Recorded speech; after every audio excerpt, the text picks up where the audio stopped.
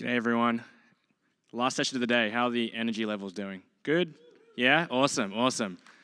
This one's worth the wait, so thanks for turning up, and if you're coming in now, please find a seat. So last but certainly not least, we've got Tim Pedersen from Atlassian. Tim is one of the, how should we put it, pieces of the furniture at Atlassian. He's been around for 10 years or over 10 years. Funnily enough, I've actually had the pleasure to have known Tim for almost 20, which makes me feel really old. And I don't know if that pleasure is reciprocated. But a quirky fact about Tim, his daughter's initials are MVP. Pretty cool. So for this session, before we close things down for the day and we all head off to Bash, Tim is going to cover everything you need to know about code review and pull requests. So without further ado, please welcome Tim Pedersen to the stage. Thanks, man. Thanks, Kelvin, for that warm welcome. It is most certainly reciprocated. I told my wife that we were calling our daughter MVP, or her middle name is Violet, for most valued player, but of course everyone in this room knows it's minimum viable product, right? So as Kelvin mentioned, I've been at Atlassian for over a decade now. We've used a whole bunch of different tools and techniques for peer reviewing code, because peer code review is a vital part of any team strategy. When you go from a single developer writing code in a silo to effectively your team authoring the same patch, you end up sharing the experience and skills and passions of your team on every change to your code base. So today, I'm going to answer an interesting question that we have grappled with in the past. What is the most effective way to review code? So back in 2006, when I joined Atlassian, we didn't actually have a formal tool or process for reviewing code. However, we did develop a significant number of our features using the extreme programming methodology of pair programming. So you literally sat down with another developer, shared a keyboard, and wrote a feature together. So it was kind of like you were reviewing code as it was being written. Now this changed in 2007 when Atlassian acquired another little Australian startup named Senqua. Now Senqua brought over some pretty cool bits of tech. One is a code coverage tool named Clover. Does anyone use Clover? Any chance? Oh, wow, impressive. It's maybe 4 or 5% of the audience. Another piece of technology was Fisheye, which is a repository source visualization tool. Does anyone use Fisheye in this room? OK, fantastic, maybe 20 or 30% of the audience. And then they also brought over another tool, which had probably the most lasting impact out of the three at Atlassian, and changed the way that we develop code. It's Crucible, our peer code review tool. Do many people use Crucible here? OK, roughly probably the same number of hands as Fisheye, because the two are sort of baked in together as a single unit these days. So we pretty much, many teams at Atlassian adopted Crucible for code review. It was basically stayed that way until 2010, when we acquired another company, Bitbucket. Now, Bitbucket, at the time of acquisition, was a mercurial hosting service. And we quickly built in an abstraction layer and implemented support for Git as well, because both Mercurial and Git were vying for popularity in the marketplace. It turned out that that was a reasonably good decision, because now Bitbucket repositories outnumber Mercurial repositories by about 10 to 1 in Bitbucket Cloud. Now, Bitbucket also came along with another feature called the pull request, which is kind of like code review, but it restricts your reviews to individual branches that aren't yet merged to your production branch. And when you complete the code review process, it actually automatically combines that branch with the target branch and effectively ships your code to production. So this was pretty neat, and a few teams started adopting Bitbucket Cloud for development. And we liked it so much, in 2011, we started work on a little skunkworks project called Caviar. Now, Caviar was an on-premise version of Bitbucket. And the name actually comes from its relationship to Fisheye, sort of the spawn of Fisheye. It turned out that Caviar is actually a pretty terrible name for a product in the market. So in 2012, we released it as Stash 1.0. Now, it was just basically a Git hosting service at the time. It wasn't until Stash 2.0 that we released pull requests, and now you could use pull requests for code review both in the cloud and on the server. And since then, basically every team at Atlassian has adopted pull requests for code review. And we've been heavily iterating and adding new features as we require them internally and as we see new requirements from the market. So in 2015, we decided that our offerings, both in Stash and Bitbucket, were well enough aligned that we could rebrand it as Bitbucket Server. And since then, we've been heavily iterating on the pull request functionality in both of these and bringing them closer together. And that brings us to today. So today I want to talk about 4 different types of code review. First, we're going to look at post-commit review. So this is where a tool extracts diffs from your repository and then renders them in some sort of web-based UI, and you can collaborate on those diffs by commenting and sharing feedback with the author and the rest of your team. Crucible is an example of one of these post-commit review tools. We're also going to look at pull requests, popularized by Bitbucket and Bitbucket Server at Atlassian. And these, again, are a type of post-commit review, but you're reviewing just the changes on a particular unmerged branch. We'll also take a look at a couple of other review techniques that are popular in the industry and in open source. One of these is pre-commit review. So this is where you're reviewing changes before they're actually committed to your repository. And finally, we'll look at Gerrit, which is another reasonably popular review tool that's especially popular in open source. Now, Gerrit has a slightly different approach to code review, where you push changes to a staging area, and it gets held in limbo until the code review process has taken place, and then it gets automatically merged into your target branch. Now, as we go through these different types of code review, we'll be judging them on 4 different criteria. First, we'll look at how easy it is to create a review and how you can actually compose the source code that is making up your review. Then we'll look at how easy it is to iterate on the review. So if you leave feedback for the author, how straightforward is it for them to revise that review and for reviewers to re-review those changes? We'll also take a look at how easy it is for you to collaborate on a review and comment and interact with other reviewers. And then finally, take a look at how the code review process actually impacts the shape of your repository's history.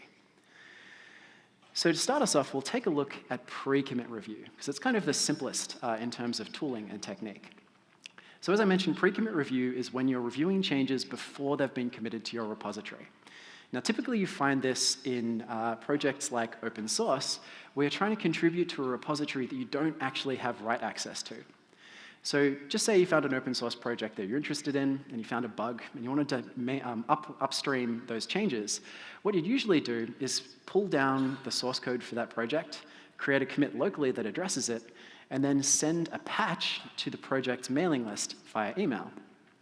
Now, the way that iteration works in this process is that the people on that mailing list, so other contributors and then the maintainers for the project, would send you feedback based on that patch, again via email.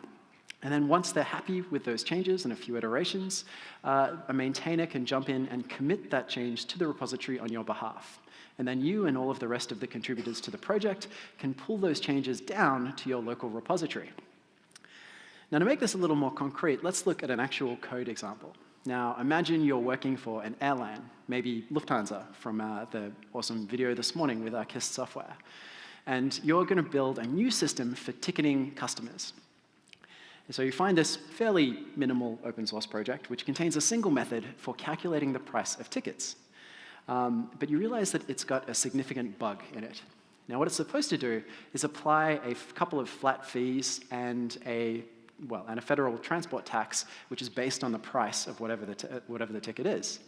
But you see there's a critical flaw that you decide you want to upstream into the main project. Can anyone spot the bug, by the way? Yes, mate? Yes, fantastic. So the problem is we're multiplying the fare by the federal transport tax rather than adding the federal transport tax on top. So instead of getting 2.5% on top, we're going to be reducing the fare to 2.5% of the actual value. Very impressive. So this is actually a pretty flawed open source project. But you decide to do your due diligence and then upstream your patch. Now, to contribute this relatively small change, you'd commit it to your local repository and then use the git format patch command to extract it as a diff.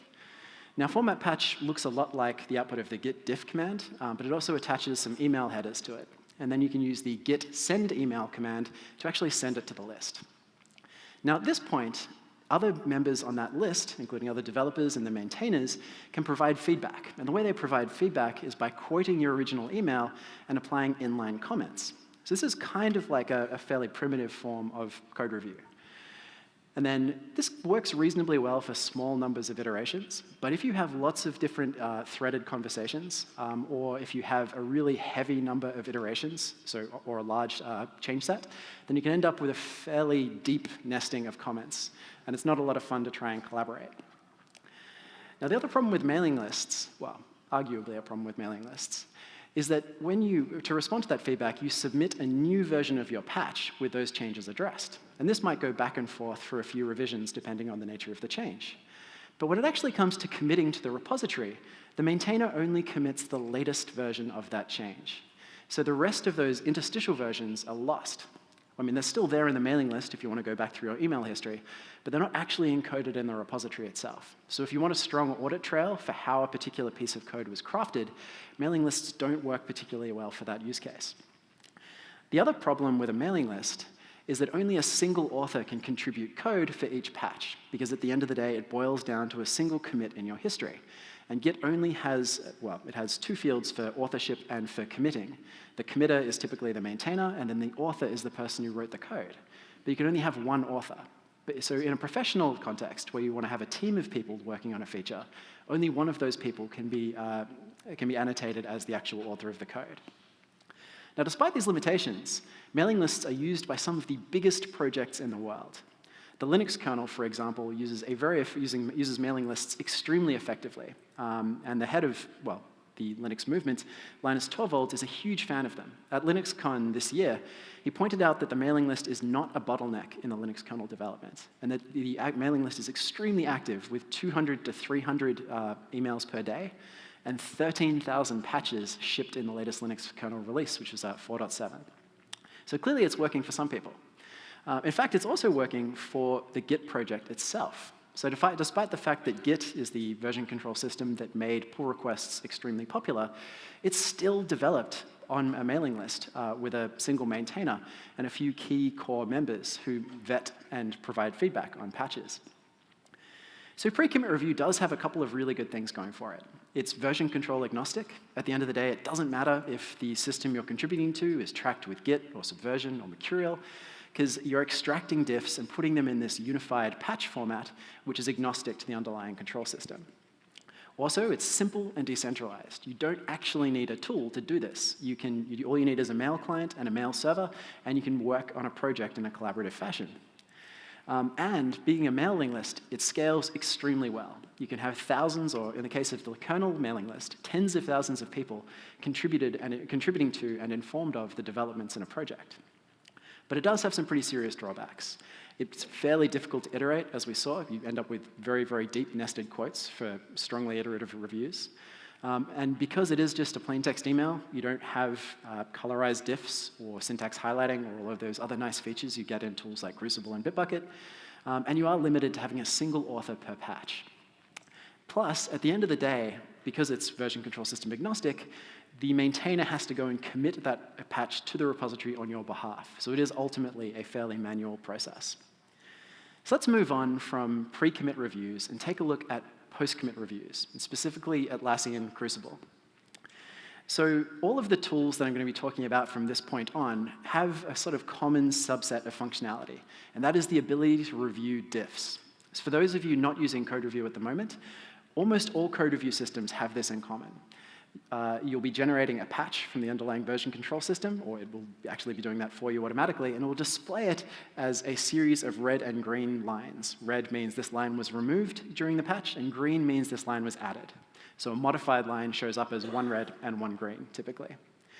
And then most code review systems have some way of providing feedback to the author. And usually this is comments. Now in Crucible and Bitbucket, we have various features like the ability to like comments and turn a comment into an actionable task.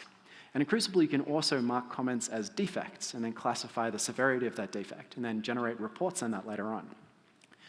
And both Crucible and Bitbucket Server also embed this view inside a file tree that allows you to see all of the files that changed as part of your review process. So that's kind of the common baseline for most code review tools. Now, Crucible has a couple of additional features on top of that that are really handy. So this is the Crucible review view for the 60% of you who haven't played with Crucible before. One of the cool features is the ability to set due dates. So if you set a due date on a code review, then it starts sending notifications to the reviewers on that as that due date comes closer.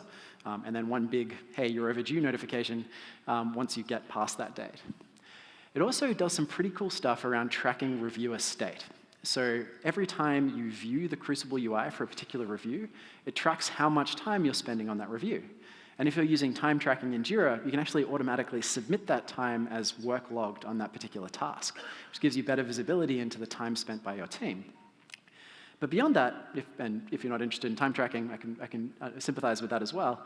It also tracks the state of the reviewer. So as you click through the different diffs from the different files, it remembers which ones you've already viewed. So that's useful for you as a reviewer, just for sort of keeping tabs on what's left. But it's also useful for the author, because you get an idea of how close each of your reviewers are to completing the review. Plus, we have some cool stuff around tracking the amount of unresolved rework which has been requested by reviewers. So you can actually explicitly go through and mark off once you've completed feedback items which your reviewers have left. So these are all kind of nice bits and pieces that are bolted onto the top of the Crucible review experience. But there is also a fundamental nicety that Crucible has that other code review systems don't. And this is the ability to compose your review in a variety of different ways. Now, with post-commit review, you can review a single commit or a series of commits anywhere in your repository. This could be something like reviewing an entire branch, like a pull request. Or you can actually break apart commits and review individual files. So if you want to have two separate reviews, one for your front-end team and one for your back-end team, to ensure kind of a smoother review process, then you can decompose your review into two separate ones and then field feedback separately. Or you can actually simulate pre-commit review by uploading patches into Crucible.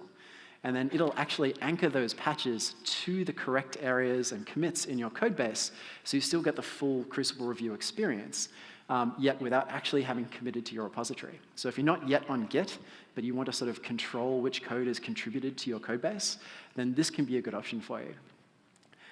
Plus, in this brave new world of microservices, Crucible also offers the ability to create reviews that span multiple repositories.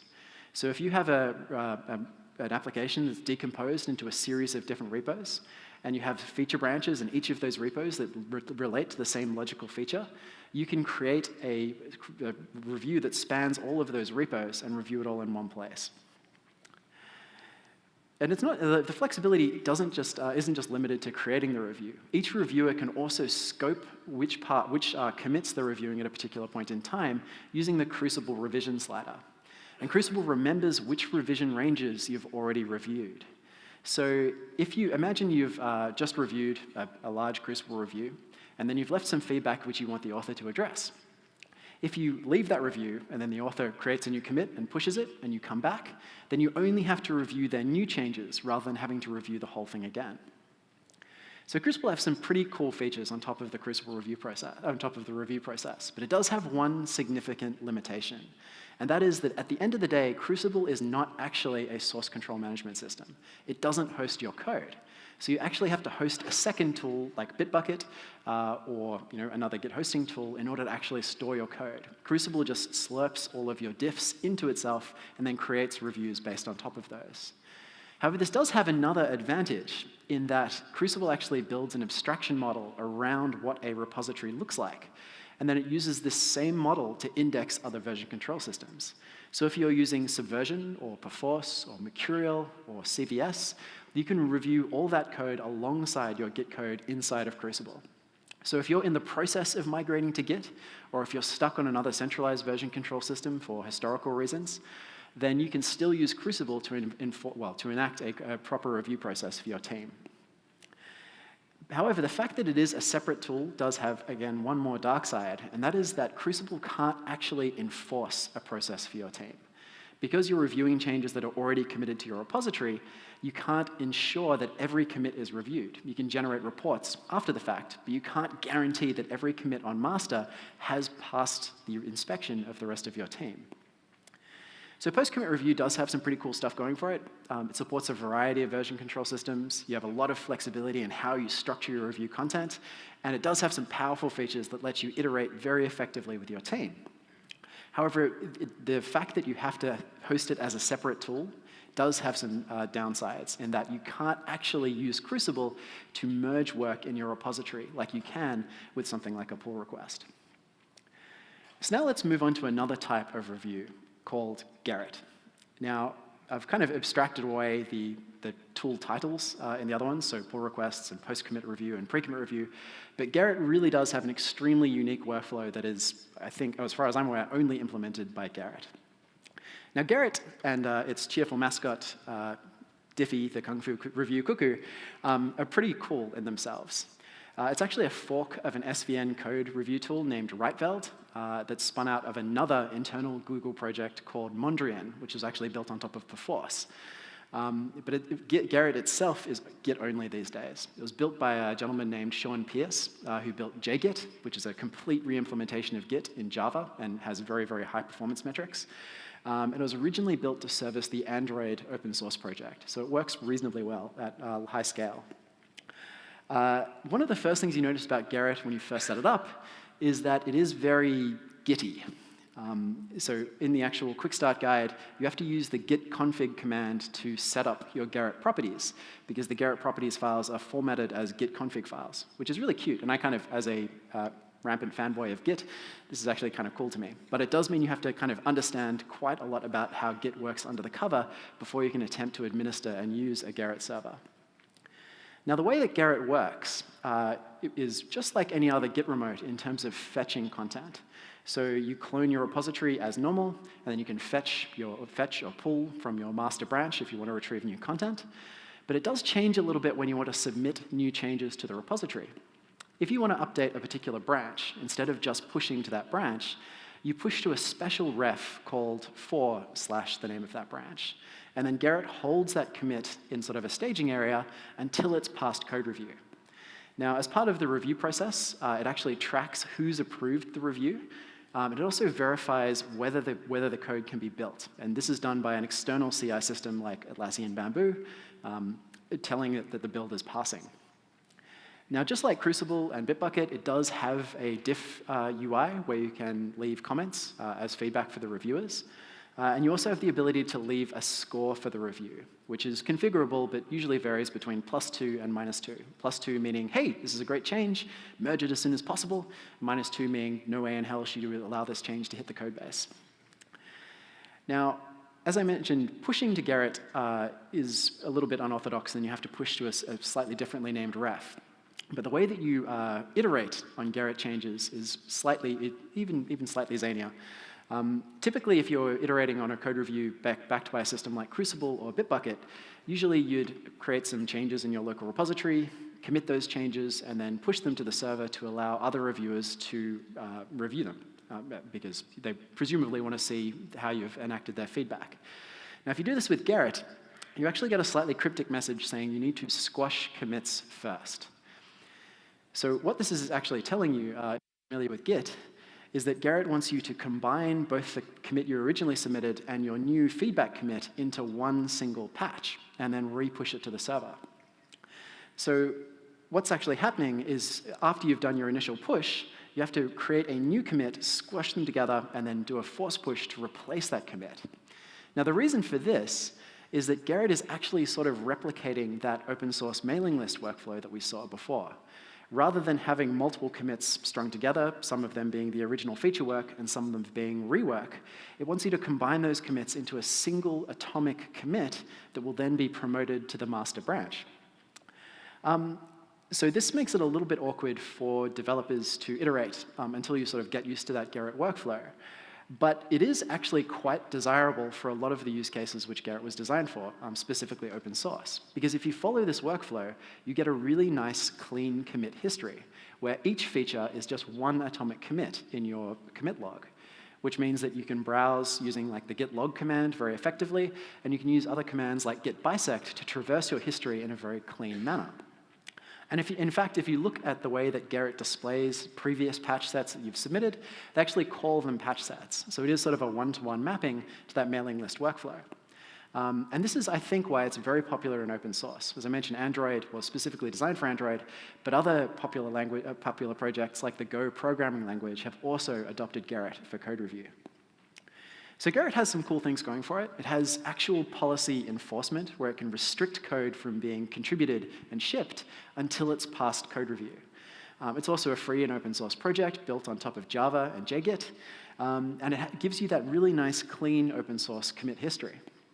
However, it does have a few downsides. It is Git only at the end of the day, and it is very tied to JGit under the hood, so it's unlikely to see other version control implementations.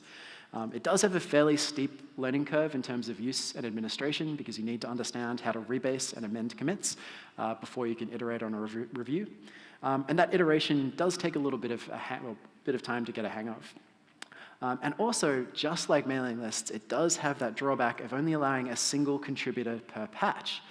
Because again, your feature is being reduced to a single commit, so it can only have one author blamed for that commit. So if you're working in a feature team, you can't really all contribute code at the same time to the same review. So now we're going to move on to the fourth and last mode of code review that I'm going to talk about today, the pull request. Now, pull requests are a type of post-commit review in that they extract diffs from your repository. But unlike Crucible, you can't really pick which individual commits and cherry-pick files to review. Instead, you're constrained to reviewing the contents of a single unmerged branch in your repository. This does make creating a pull request quite a simple process. You just simply pick a branch from your repository, and then you pick a destination branch that you want to merge to. And typically, this will be your master branch or your develop branch or whatever you're doing for staging or production. Now, one of the nice things about limiting the code review process to a single branch or a single pull request is that we can have a tight relationship between your PR and your Jira issues. And this has some really interesting implications in building out a continuous delivery toolchain that we'll touch on in a second. Recent versions of Bitbucket Server, in fact, I think the most recent version of Bitbucket Server, 4.10, has support for a similar style of iterative review to Crucible. So rather than having to review all of the commits on a particular branch at the same time, you can either review them all, or you can review a single commit. So this is really useful for that use case where you've reviewed the changes once, and then you want to just come back in and see how they've addressed some of your feedback by reviewing the latest commit. So pull requests are a pretty nice form of code review, and we've built Bitbucket up to kind of have all of the best features of Crucible and all of the best features of Git. But pull requests are actually a lot more than just code review, because at the end of the day, when you close that review and hit that merge button, your code is going to go into a branch and eventually ship to your customers. The reason it's called a pull request is because you are requesting that the rest of your team pull your changes into master and ship it out to your customers. So you're merging code from a dev branch that's actually going to make it into production. So because of this, we've decorated pull requests with a bunch of features that help you ensure that your code is actually production ready. You can configure settings to make sure that all of your builds are passing for your PR before that merge button can be pressed. Similarly, you can constrain that merge button by only allowing itself to be pressed once you have at least a certain number of reviewers who have approved it. Typically at Atlassian, this number is 2, because having 3 people aware of every code change means that you've got a reasonable chance that someone's going to be in the office when a particular piece of code breaks. And all of these help you confirm that your code is ready for deployment by the time that merge button is actually pressed. And because of this, as I mentioned before, we've linked the idea of a pull request to a Jira issue. So if you're using Jira and Bitbucket, you can actually bind your Jira workflow to events that happen inside your Bitbucket repository. So when a new branch is created, you can transition your issue directly from open to in progress. And then when you create that pull request, it can transition automatically from in progress to under review. And then you guessed it, when you merge the PR, it transitions into done. And you can even, if you, in a continuous delivery workflow, that transitioning to done would indicate that your pull request has actually been merged and deployed. Now, this is just obviously a very simplistic workflow and an example, but these have been built in a really extensible way in that you can bind triggers to any transition in your Jira workflow. So you can customize it to suit the exact needs of your devs. So really, pull requests are much more than just a code review. They're the gateway between development and production. They're the boundary between code that is sitting dead on a development branch somewhere and code that is actually alive in production in your customer's hands. So in a proper continuous delivery or continuous deployment workflow, everything hinges on when the developer hits that merge button. So they are a really powerful way to do both code review and to ensure that you have really, really high quality code shipping out to your customers. But Up until relatively recently, there's been one major drawback with pull requests that has actually drawn a lot of scorn from the open source community who are used to these really clean workflows. Because pull requests have relied on branches, and branches inevitably result in merges. And particularly if you're merging from your master branch into your pull request branches as well, you can end up with something that looks like a level of Guitar Hero on extreme difficulty. And if you contrast this to something you get out of a mailing list workflow or a Gerrit workflow, then you can understand the concern. Because in Gerrit or mailing lists, you have these nice little atomic commits, each one of them is representing features.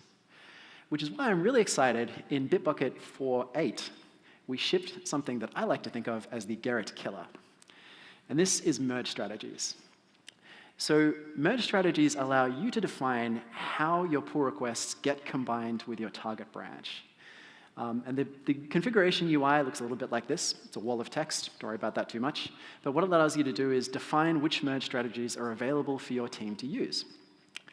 The available ones are NoFF, which stands for fast forward, FF, which also stands for fast forward, FF only, Squash, and Squash FF only. Now, if this means nothing to you, don't worry, because we're about to go a little deep on merge strategies in Git. So the git merge FF flag, which stands for fast forward, basically means that Git is going to merge your feature branch into master however it can. And this is actually the default behavior of Git if you run git merge with no parameters. So if you don't have any new changes on master, Git can do a thing called a fast forward merge, which is where Git basically advances the master branch pointer to the tip of your feature branch. So branches in Git are actually these really little lightweight pointers that just scoot around all over the place. All of the real data is contained inside your commits. However, if there are new changes on master and you run git merge or git merge --ff, it will actually create a merge commit to combine your two branches together. So for this reason, the git merge command is actually not a great way to merge feature branches, because its behavior is kind of random, depending on whether there's new work on master or not. Sometimes it will fast forward, sometimes it will create a merge commit. In fact, in Bitbucket Server and Bitbucket Cloud, we don't use this command to merge branches. We use git merge NoFF.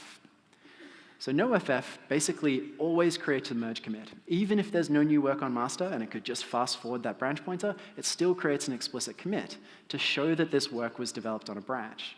And we do this because we like to have a logical mapping between branches, pull requests, and issues. So if you go back through your Git log, you can tell that each feature that was developed on a branch, or each branch was a feature. So there's also another option called FF only. Now this forces that fast forward mode. So if you don't have any new work on master, it's fine, just advances the branch pointer as normal. But if there is new work on master, it actually prevents you from merging it. So the little merge button will be grayed out. And this actually forces the developer to go back and rebase their branch on top of master. Now rebase is kind of a scary word when you first start out with Git. What it basically means is it unwinds all of those commits on your branch and then reapplies them on top of a new commit, effectively looking like you based your commit on a different branch. And then it just simply fast forwards that master branch pointer again. So this strategy is quite effective if you want to avoid that kind of Guitar Hero-like look, but you still want to have a lot of information about where each of these commits was developed. Now there's also the squash strategy, and this gives you something that replicates Gerrit exactly. You can still have multiple authors contributing code to your feature branch and indeed to your pull request, but when it comes time to actually merge, they get squashed down into a single commit and applied to master. So in this way, you get a really clean history with single atomic commits representing each feature.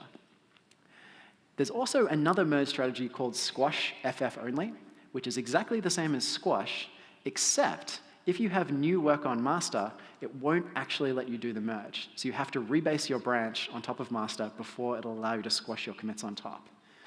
Now, this is kind of a philosophical thing rather than an actual requirement of Git squashing your changes on top. It could definitely combine those into a new patch.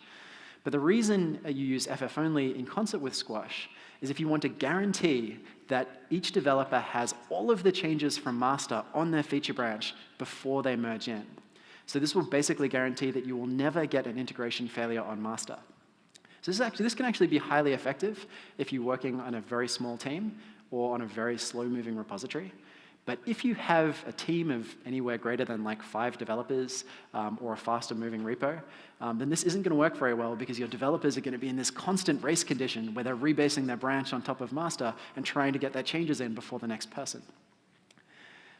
So in summary, if you're considering which merge strategy to use on your team, NoFF is pretty good if you can deal with the sort of ugly history, because it gives you the full traceability of where each change came from. You can reason very easily about where features were developed on branches. You can use fast forward only if you want to avoid those merge commits, but you still want to keep the full commit history and basically see who authored each change. But if you really do want that Gerrit-style workflow, then you can use Squash to get a super concise history. And even if the only thing you really lose is a bit of context about how those features have evolved, because you lose those interstitial commits for each branch. Now at Atlassian, we actually largely rely on the merge commit strategy, basically because it's hard to screw up. We have almost 1,000 engineers and thousands of repositories that are being contributed to by lots of different team members and cross-team members. So if we have a fairly simple policy for contributing code, then that helps everybody down the line. And particularly for new developers and grad developers coming on board, not having to teach them how to rebase stuff up front saves us a lot of time. However, there are some teams at Atlassian who do prefer to have that single line of commits, largely so they can do things like run the git bisect command and then isolate errors very quickly. Git bisect is probably a topic for another talk, but it allows you to basically do a binary search over your code to find out where a particular change was introduced or a change in behavior was introduced. So in summary, pull requests, in my opinion, have quite a lot of things going for them. You have the sophisticated policy enforcement of something like Gerrit, plus you have your choice of merge strategies, so you can decide how you want to combine branches together. Also, and this is really valuable for professional teams, you can have multiple team members actually author the code for a feature that's under review. And if you're using Bitbucket Cloud, you can use both Git and Mercurial for development. The only real downside for pull requests in my review of the space is that you have a little bit less flexibility in terms of review content. Now, I quite like this within a single repository. It's nice that you review all code before it gets merged. But using Crucible or another post-commit review tool is really handy if you need to review changes across repos. So in summary, in terms of traditional code review versus pull requests, traditional code review does, I think, have a few niche use cases.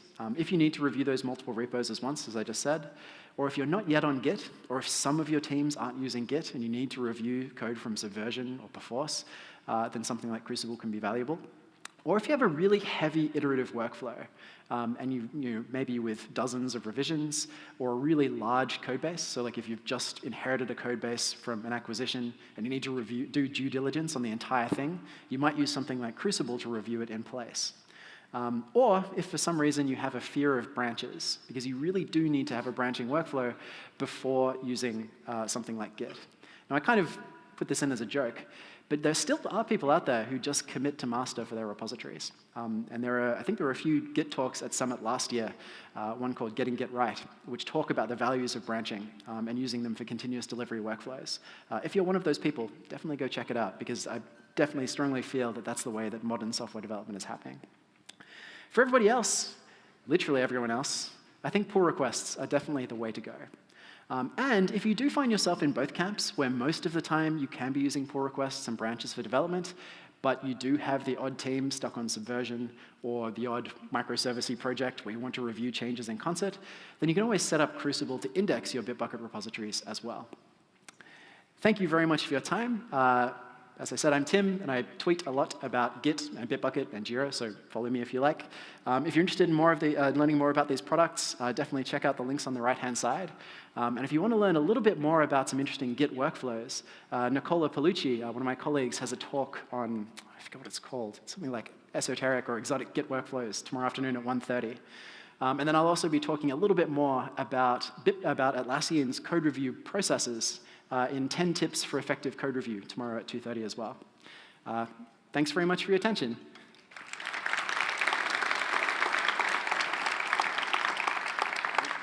Awesome. Thanks, Tim. That was great. Got time for maybe one question, and Tim is graciously going to be available for other questions afterwards once this is over. So the question most highly voted on this list is there a specific advantage to still use Crucible versus a pull request for a team using one single SCM? No. If you can get away with it, I would stick with pull requests and Git. However, if you do fall into one of those camps on the left-hand side, there we go, then yes, I think you probably still have a valid use case for Crucible. Cool. Awesome. Thanks, Tim. Just a reminder, if you could leave a review or some feedback for Tim on the app about this presentation, that'd be great. That's it for today's sessions. Thank you so much for attending. Up next, I think we've got the Women in Tech event over in the Grand Ballroom at 5:45. If you're attending, I'll see you there. Otherwise, I'll see you at, I've got to stand away from this, I'll see you at Bash at 7 o'clock. Come find us for a drink. Be happy to chat. Thanks, everyone. I'll see you later tonight.